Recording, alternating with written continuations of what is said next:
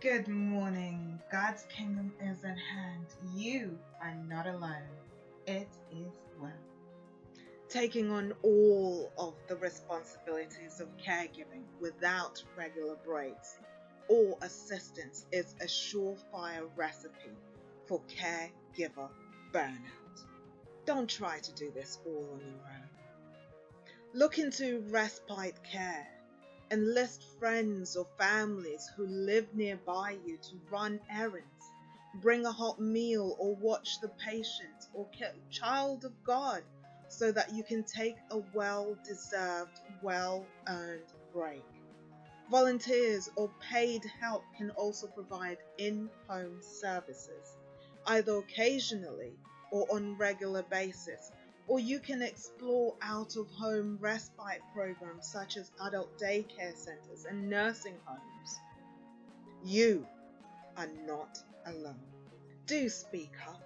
Don't expect friends and family members to automatically know what you need or how you are feeling. They are not psychic. Be upfront about what's going on with you and the person of whom you are caring for. If you have concerns or thoughts about how to improve the situation, express it to them, even if you are unsure of how they will be received. Start a dialogue and spread the responsibilities of caregiving. Try to get as many family members involved as possible. Everyone who lives far away can help. You may also want to divide up caregiving tasks. One person can take care of medication responsibilities, another can take care of finances and the bills, and another can do the groceries and the errands, for example. Set up a regular check-in. Ask a family member or friends or volunteers from your church or senior centers to call you at regular times, daily, weekly, or as often as you think you need it. This person can help you spread status updates and coordinate with other members of the family and friends. You don't need to do this on your own if possible. But if not, whatever the case, you, child of God, you are not alone. Say yes. And I know that is hard. I know it's hard. Saying yes is the most difficult thing you probably can ever do. But say yes when someone offers assistance. Don't be shy about accepting help or embarrassed or feel proud about accepting their help.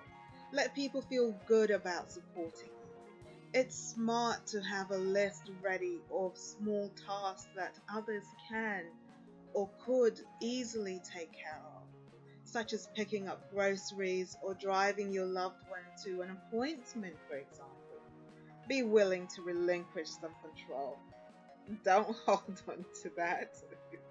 Yes, at times you can be controlling, but no, do relinquish some of that control.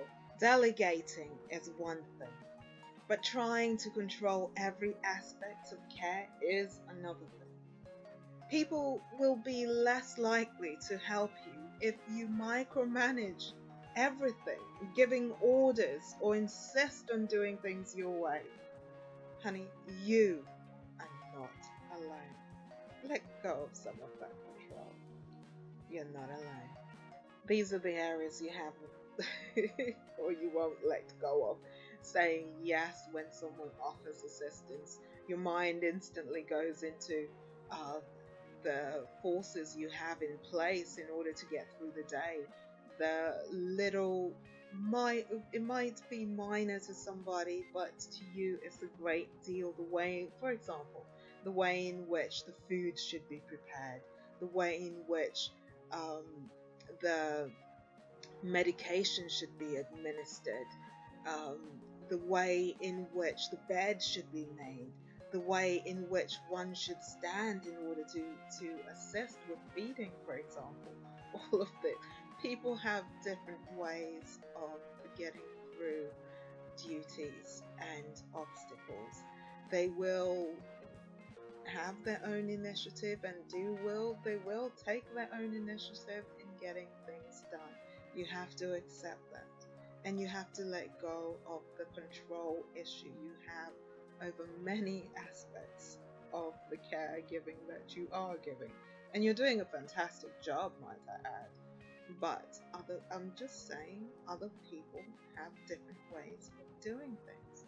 They may follow your guidelines, of course. That is a must. They must follow your guidelines in regards to administering medication, in regards to feeding. But the way in which they feed, or the way in which they stir the food, for example, they will have a different intake on that. They will have their own way of doing that.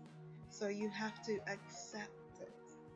Because chances are, God forbid, if your loved one was to go into a care facility or a living facility, the chances are your guidelines will not be followed. They really will not be followed. Your food regulations and the way in which the food should be prepped, the way in which the food should be given, the way in which the bed should be made, those will not be followed. I am sorry to say, those will not be followed. There are just too many residents, less staff.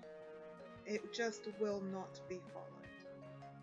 So do let go of some of that control, and you'll find that you'll ease. You'll find that your shoulders become a little bit lighter, and you'll be a little bit happier and a lot more relaxed. Okay, because you're having that help that you need.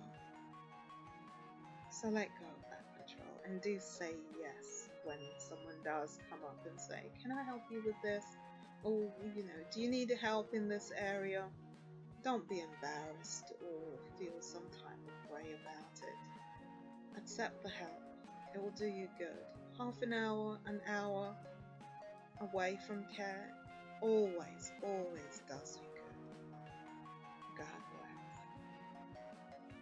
bless. You are not alone. If you like what you've been listening to, do like, subscribe, and share the channel for the growth of the channel, so that a whole lot more people will learn to appreciate the elderly and, God willing, treat them a whole lot better.